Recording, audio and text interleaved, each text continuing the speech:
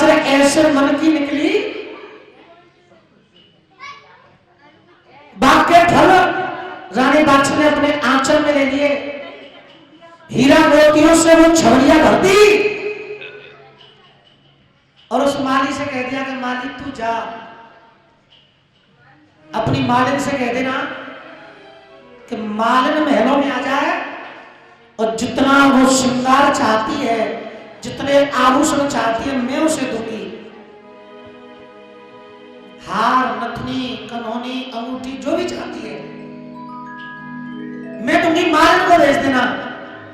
तो माली ने कहा कि देखो, राजा ने कहा था कल इनाम दूंगा, और रानी कैसे मन की निकली है, इन्होंने आज ही इतना दे दिया कि कल लेने की जरूरत ही नहीं है। एक बार जोर से जयकारा हो जाए, वो रानी बाछल की, वो राजमाता बाछल की। ऐसा मन था मैया बाछल का, जहारवी महाराज की मां का। माली चला गया बागों में, शाम का वक्त हुआ, राजा जेवर सिंह कचहरियों को छोड़ करके रानी बाछल के महलों में आई। रानी बाछल ने अपने पति को बिठाया और वो बाग वाले फल ला करके राजा के सामने रख दिए। राजा जेवर सिंह ने कहा, रानी इन फलों का अब क्या करना है? रानी तुमसे पहले तो ये फल हमने देखे, तुम्हारे पास तो बाद में आए, पहले हमने देखे थे। रानी बाछल कहने लगी, महाराज मैं दिखा नहीं रही हूं, मैं तो ये कह रही हूं कि इन फलों को खाओ। एक फल उठाया, राजा ने चाकू लिखा और चाकू लेकर के उस फल पर जमाया। रानी बाछल ने तुरंत हाथ पकड़ लिया, ये क्या कर रहे हैं आप? चाकू से काट के फल खाओगे? कि हाँ, फलों को तो काट के खाना चाहिए। कि नहीं, इन फलों को तो खाने नहीं चाहिए। रानी ने कहा, ये फल नहीं है, ये बाग नहीं है। बाग तुमने क्यों लाया है? क्योंकि संतान नहीं है, तो ये बाग तुम्हारी संतान का काम जब करेगा, और तुम बाग के फलों को काट करके खा रहे हो। एक काम कीजिए, पहले बाग का विवाह कीजिए। क्यों? कुआरी कन्या जल भर लावे, बोती वे के फल नाय। कुआरी कन्या तपे रसोई, महाराज रोजे वे के फल नाय। कुआरो बाग पड़ पत मेरे तो जमेवा कैसे। पीवे के फलनाए, कुआरी कन्या तपे रसोई जेवे के फलनाए। सुकुआरो बाग पड़ो पत मेरे हजा मेवा कैसे खाए। पहले बाग का विवाह कर लीजिए, उसके बाद बाग के फलों को खाना। राजा जेवर सिंह कह लगे, बाग का विवाह तो पंडित जी को बुलाओ, वही तो छांट के देंगे कौन से दिन ब्याह करना है। अपने आप ब्याह को छूटता थोड़ी करेंगे हम। शाम को ही पंडित जी बुलाए और पंडित जी से कहा, पंडित जी बाग का विवाह बनाओ, और जल्दी से जल्दी का विवाह बनाइए आप, क्योंकि जो शुभ कार्य होता है उसे जितना जल्दी कर दिया जाए उतना ही अच्छा होता है। पंडित जी कहने लगे, परसों, कल का दिन अच्छा नहीं है, परसों, परसों का दिन शुभ है तुम्हारे बाग के लिए, तुम परसों अपने बाग का विवाह कर सकते हो। राजा जेवर सिंह कह लगे, तो एक दिन है हमारे पास तैयारी के लिए? हाँ, एक दिन है। राजा जेवर सिंह कह लगे, एक रात, एक दिन, फिर एक रात, इतना वक्त है मेरे पास, हो जाएगा महाराज, परसों ही होगा बाग का विवाह। एक कलम ली, कागज लिया और राजा ने न्योता लिख दिया अपने रिश्तेदारों के लिए। रानी बाछल पास में बैठी बैठी देख रही। राजा ने कई कागज बनाए, अपने रिश्तेदारों के लिखे, और सिपाही बुलाए, घोड़ा पे बिठाए, पत्र पकड़ा दिए, रात में जाओ, रात में जाओ, परसों सुबह तक यहाँ पर मेरे सब रिश्तेदार आ जाने चाहिए। सबके लिए कागज पहुंच गए, नोटे पहुंच गए। आधी रात हो गई। राजा जेवर सिंह कहने लगे रानी अब हमें आराम करना है। रानी बादशाह खड़ी हवा कर रही राजा की। महाराजा मनोहर तो ना लिख रहे कि नहीं रानी, जितनी जगह नौता लिखना था सब जगह नौता जा चुका है, अब कोई जगह नहीं बची है कि जहां पर मैं न्योता भेजूं। रानी बादशाह कह लगी महाराज एक जगह बची है भाई। क्या महाराज? एक ही जगह बची है बस। तुमने हर जगह के लिए लिखा है पर तुमने मेरे पीहर के लिए नौता नहीं लिखा है। मैं वहां खड़ी खड़ी देख रही थी, हर जगह के लिए तुमने पत्र बनाए, लेकिन मेरे पिता का नाम नहीं था कहीं पे, मेरे भैया का नाम नहीं था कहीं पे, सिरसापट्टन का नाम नहीं था कहीं पे। मेरे पीहर का इंतकाल है तुम्हारी। हाँ, पीहर वाले को तो नाम लिख दे हो, और पीहर वाले का नाम ना लिखोगा तुमने तो आगे नाम मेरे को तो खंडूना तेरे। हाँ, ऐसे कह देते हो। पीहर वाले ना आए तो ऐसे कह देते हो, आगे नाम मेरे को खंडूना तेरे।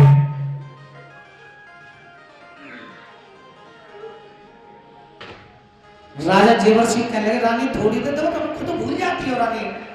थोड़ी देर पहले आपने कहा था कि ये बाघ नहीं है, ये संतान है, हैं?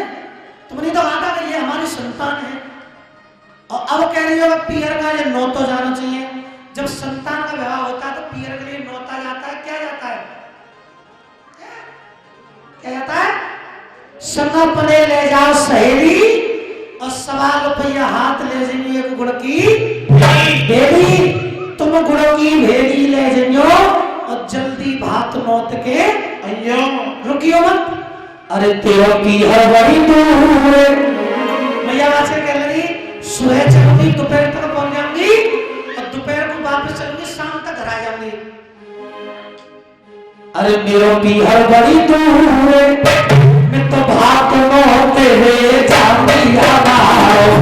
बड़ी दूर भात नौते हुए जाऊंगी हमारो।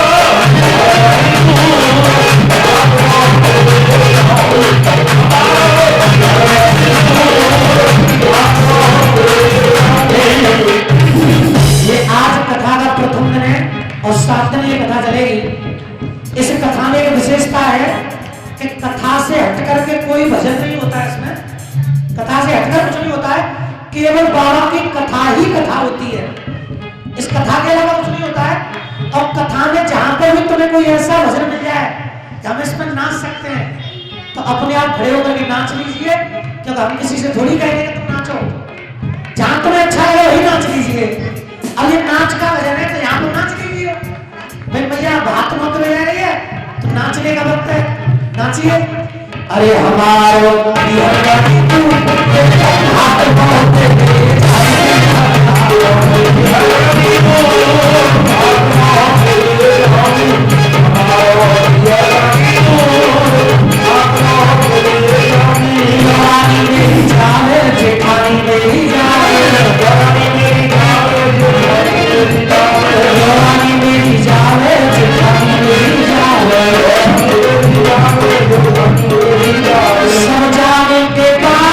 बच्चे पड़ोस में जाएगी जरूर।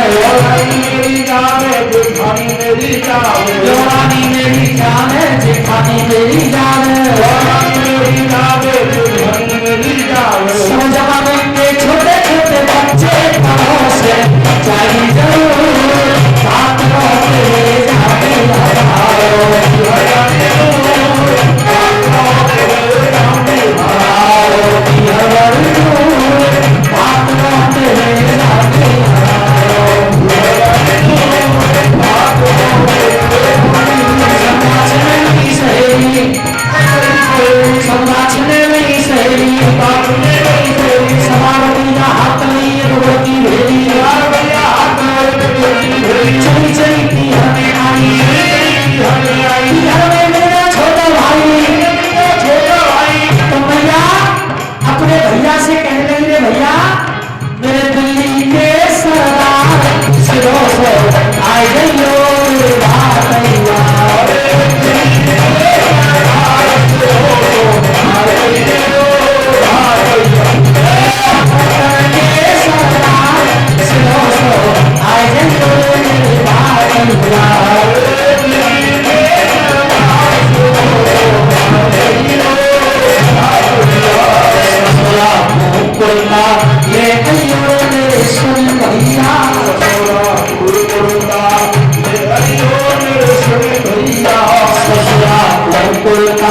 ले आइयो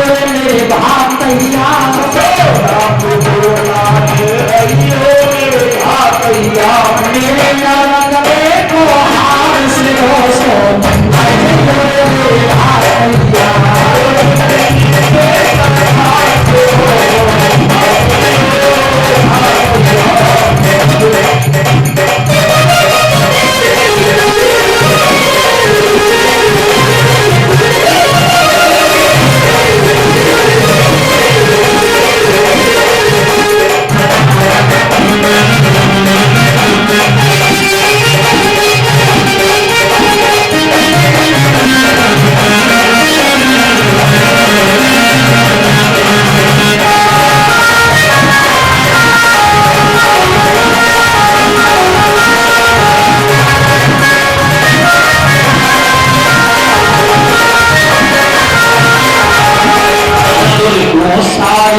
ले आइयो मेरे सुन भैया,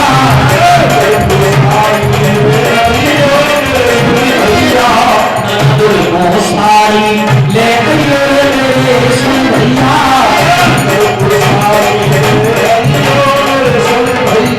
मेरे कमर कले को हार से दोसो आए गयो मेरे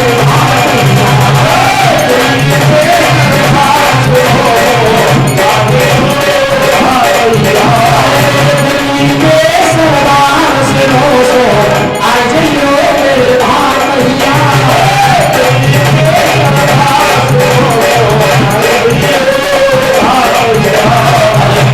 असरती ले आइयो मेरे सुन भैया,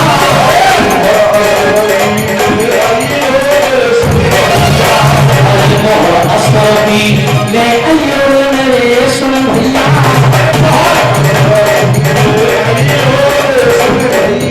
विनाश और खोने को भार से दोसो आज मेरे भाई,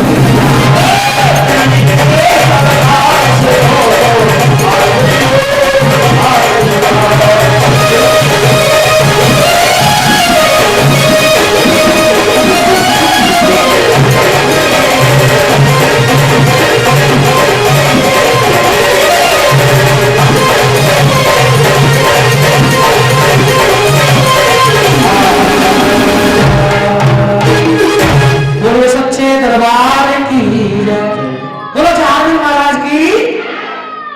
इस प्रकार से मैया वाचन भात नोत करके अपने गांव ददरेवा में वापस आ गई और क्या आई कि भैया मैं जा रही हूं और तू मेरे पीछे पीछे आ जा। भैया हरि सिंह भात के सामान को लेकर के मैया वाचन के बागों में आ गया। रात बीत रही, दिन निकला तो राजा जेवर सिंह अपने बाप का विवाह करने के लिए पहुंचे।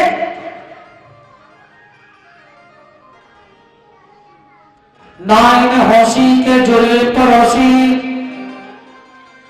बड़े खुशी मंगाए रही खुशी। चले चले बागन में आए भैया हरि सिंह बैठे पाए। मैया पेड़ ओढ़ के भात मात जब चौक पे ठाड़ी। एक समय ऐसा है कि मैया वात्सल्य की शादी को 14 वर्ष हुए, कोई संतान नहीं है और बाप का विवाह कर रही है तो मैया भात पहन रही है। मैया रोने लगी कि अगर पुत्र होता उसका भात पहन छोचक पहनती या भात पहनती तो खुशी अलग होती। छोचक में कब वो पहन ना पाई और आज मैं भात पहन रही हूँ। आंखों में आंसू भैया कह लगा बहन रो कर रही है तो बता क्या चाहिए। अरे बता दे बहना और क्या लेगी रे रेवा की महारानी। बता दे बहना और क्या लेगी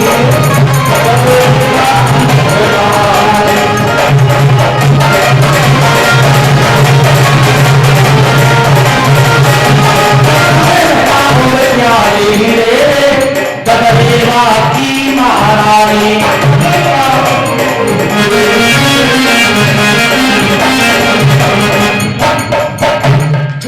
ठाई ठाई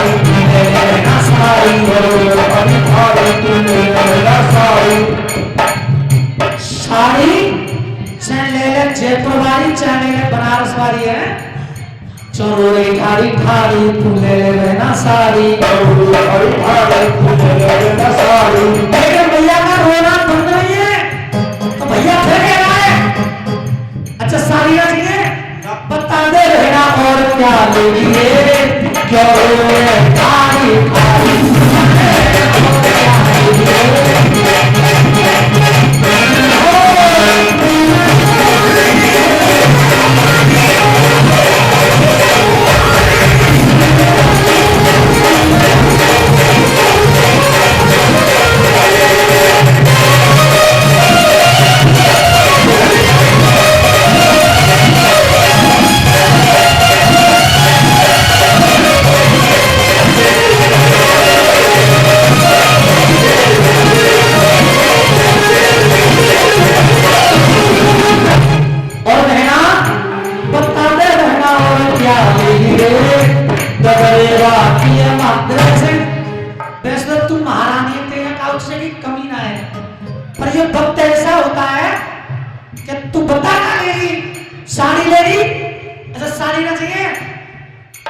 कमीना होती है रेशम की धोती कमीना होती तुझे रहना धोती भैया से कह रहे वो धोती ना चाहिए तो भैया ने कहा अरे बताते रहना अरे बताते रहना अरे बताते रहना और क्या लेगी रे दबेगा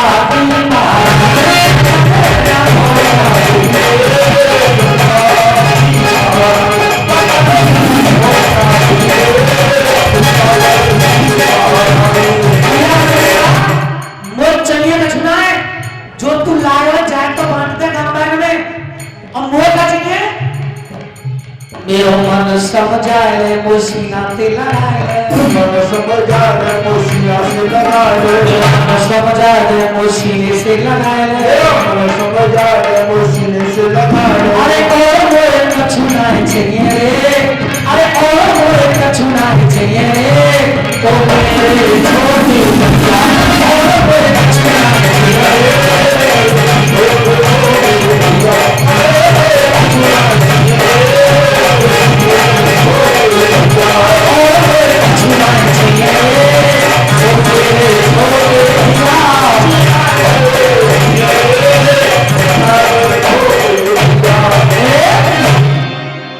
बोले सच्चे दरबार की भैया राजन ने भात पहना और भात पहनने के बाद बाप का विवाह करने लगे। रोरी मेहंदी तेल घी अभर धरी कटोरी नंद छविरते उठी गांठ बाछल की राजा से जोरी। राजा के मन भारी चियार, राजा ने पहले करो ये बाघ को। राजा ने अपने बाघ का विवाह किया और विवाह करने के बाद बाघ का माली आया और माली से कहा राजा ने, माली हमें हमारा बाघ दिखा, हमारा बाघ कैसा है। माली ने कहा, महाराज आज तुमने बाघ का विवाह किया है, दावत करोगे, भोजन खवाओगे, आज तुम व्यस्त हो। अरे बाघ का क्यों भागते जा रहे हो? बाघ कल देख लियो। राजा कह रहे कल नहीं, आज ही देखना है। कल क्यों? माली प्रयास कर रहा है कि राजा बागों में ना जाए, क्योंकि माली को पता है कि जब राजा के देखने से फल सूखे तो इस बाग में भी अनहोनी होगी, कोई रोक नहीं सकता। माली बार बार कह रहा है मत जाइए आप। राजा जीवन सिंह कह लगे, माली अलग हटिए और हमें बाग देखने दीजिए। हवन पर जो ज्ञानी ब्राह्मण बैठे थे, ब्राह्मणों ने राजा से कहा, राजा तुम हमारी तरफ देखो, ये बाली तुमसे बार बार मना कर रहा है, उसका कुछ कारण है। कि क्या? इसने कुछ ऐसा देखा होगा इसलिए ये मना कर रहा है। और ये नौकर कभी अपने मालिक से मना नहीं करता कि तुम ऐसा शुभ कार्य मत करो, कुछ तो वजह है, मान जाइए मत जाइए। ब्राह्मणों की बात नहीं माने राजा। पिता ने कहा, राजा उम्रपाल ने, कि ब्राह्मण कह रहे हैं बेटा मान जा मत जा। अपने पिता की भी बात नहीं माने राजा। माता ने कहा, ब्राह्मण समझा रहे हैं, तुम्हारे पिताजी समझा रहे हैं, जब सब मने कर रहे हैं कि मत जा तो मत जा, लेकिन अपने पिता की, माता की, ब्राह्मणों की, संतों की किसी की बात नहीं मानी, सबका अपमान कर दिया राजा ने और अपने बागों के अंदर चल दिए। बोलिए सच्चे दरबार की जय। जब बागों में गए, विष्णु भगवान का सिंहासन हिल गया। विष्णु भगवान ने कहा नारद जी से, नारद जी हम इसका भला करना चाहते थे, इसके गुण देख, ब्राह्मणों का अपमान कर रहा है, संतों का अपमान कर रहा है, और इनको छोड़िए, ये तो अपने माता पिता का भी अपमान कर रहा है। और जो अपने माता पिता का अपमान करता है, मैं उसका भला कभी नहीं करता। शनिदेव बुलाए और शनिदेव से कहा, शनिदेव महाराज तुम राजा पर चले जाइए। शनिदेव कहने लगे, हमें ऐसा न जाती कि चले जाइए, हमारा जाने का एक समय होता है। क्या समय जाने का? या तो जाते हैं हम 12 महीना के लिए, विष्णु भगवान कहने लगे, और या फिर जाते हैं 2.5 साल के लिए, जिसे कहते हैं शनि की ढैया। या तो जाते हैं 12 महीना के लिए यानी 1 साल के लिए, या फिर जाते हैं हम 2.5 साल के लिए, या फिर जाते हैं हम 7.5 साल के लिए, या फिर जाते हैं हम 12 साल के लिए। अब विष्णु भगवान तुम बताइए हम कितने दिन के लिए राजा पर चले जाए? विष्णु भगवान कहने लगे, तुम 12 साल के लिए राजा पर चले जाओ।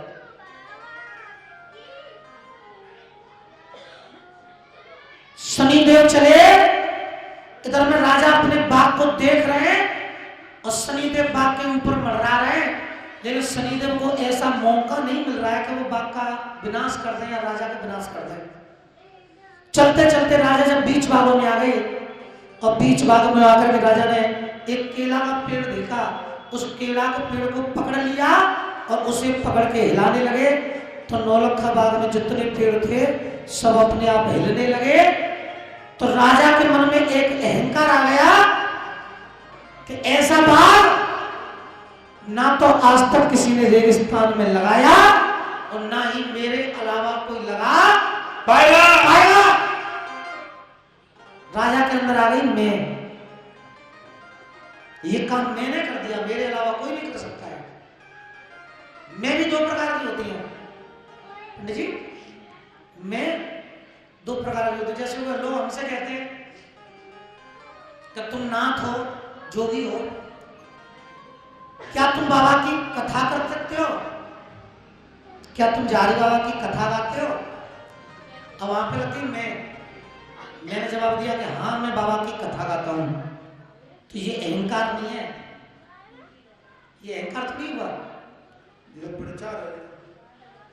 हाँ मैं बाबा की कथा गाता हूं, मैं तो बड़ी बड़ी मंचों में भी कहता हूं मैं तो बाबा की कथा गाता हूं, तो कितनी भी बड़ी मंचों में हर जगह कह देता हूं कि मैं तो जहारवीर महाराज की कथा गाता हूं, मेरे पास और कुछ काम ही नहीं है। तो ये अहंकार नहीं है, मैं कथा गाता हूं, ये अहंकार नहीं है। या पंडित जी कहें, हम पंडित जी कहें पंडित तुम बाबा जहारवीर साधन की कथा करा सकते हो? तो पंडित जी ने कहा हाँ मैं कथा करा सकता हूं। ये भी अहंकार नहीं है। अहंकार कहां पर आता है? अगर मैं कहूं कि सिर्फ मैं ही बाबा की कथा कर सकता हूं, ये अहंकार हो गया। सिर्फ मैं ही करा सकता हूं, ये अहंकार हो गया। सिर्फ मैं ही नाच सकता हूं, ये अहंकार हो गया। सिर्फ मैं ही ढोलक बजा सकती हूं, ये अहंकार हो गया। जहां मैं है वो अहंकार नहीं है, जहां सिर्फ मैं है वो अहंकार है। राजा के अंदर आ गई सिर्फ मैंने ऐसा बाग लगाया है, ऐसा बाग किसी ने नहीं लगाया और ना ही कोई लगा पाएगा। जब अहंकार आ गया तो शनिदेव ने राजा का विनाश कर दिया।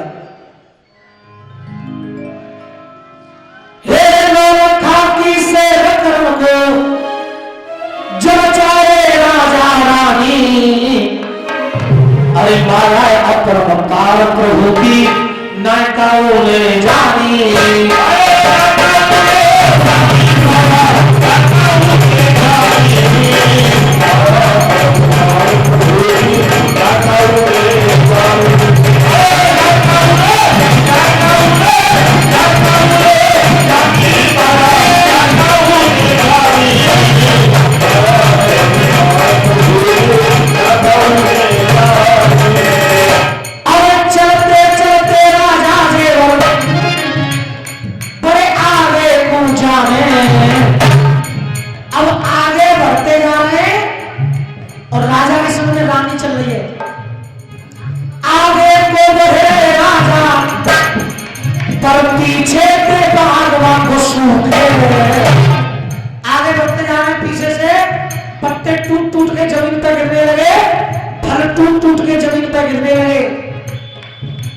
एक भी पेड़ पर एक भी पत्ता नहीं बचा।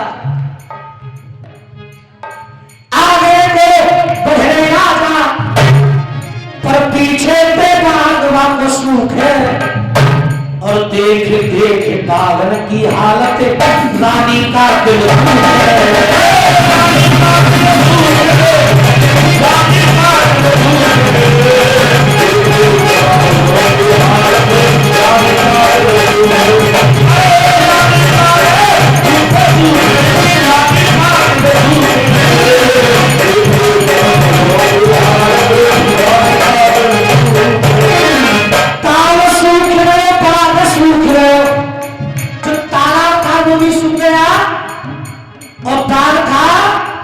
राजा का बाग भी सूख गया। पर याद रखना पड़ेगा तो बाग सूख गए, ताल सूख गए, कुआं को चेहरे गए पानी। कुआं का पानी सूखा नहीं, कैसा हो गया? कैसा हो गया? जहर हो गया। याद रखना इन बातों को, क्योंकि ये कथा बढ़ती जाएगी, दिन बढ़ते जाएंगे, कथा बढ़ती जाएगी, तो ये सारी बातें तुम्हारे काम में आने वाली है आगे चल के। तालाब सूखा, कुआं का पानी जहर हो गया ना। कुएं का पानी कैसा होगा? जहर हो गया। एक ताल सूख गए, बाग सूख गए, पर कुआं के जहर बन गए पानी। और जिमाया अक्रम पार राम की नायका उड़े जानी।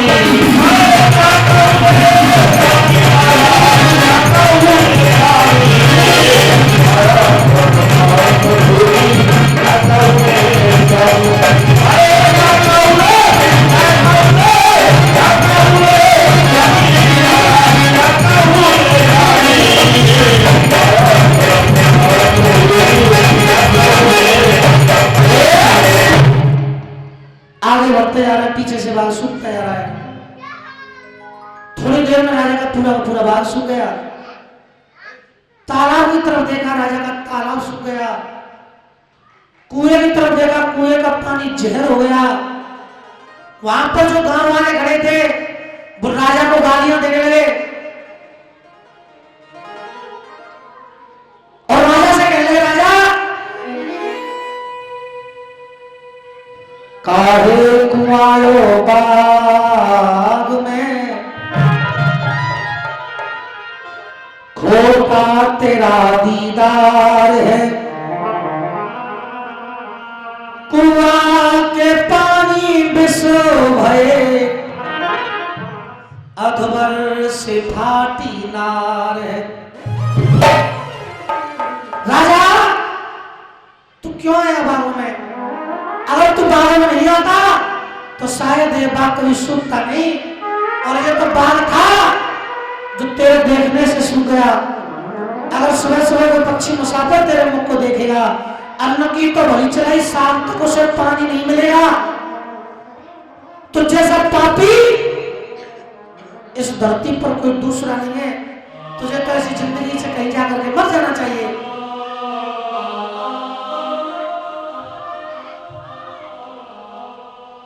जब गांव वालों ने गालियां दी, राजा को ताने मारे, राजा जेवर सिंह ने विचार किया, अगर मेरा गांव, मेरे नगर के वासी, मैं यहां का राजा, ये मेरी प्रजा, और प्रजा भी और नौकर भी, सिपाही भी आज सब मुझे गालियां दे रहे हैं। एक वक्त वो था कि जब मैं गांव में निकलता था महलों में से, तो ये गांव वाले मेरे सामने सर झुकाकर खड़े होते थे। जो लोग मेरे सामने नजरें मिलाकर मुझसे बात नहीं कर सकते थे, आज मुझसे कह रहे हैं कि तू कहूं जाके मर जा। जो इंसान कभी सर उठाकर मेरे सामने खड़े नहीं होते थे, आज मेरी तरफ उंगली करके मुझे गालियां दे रहे हैं। तो मेरे ऐसे जीवन से तो मेरा मरना ही अच्छा है।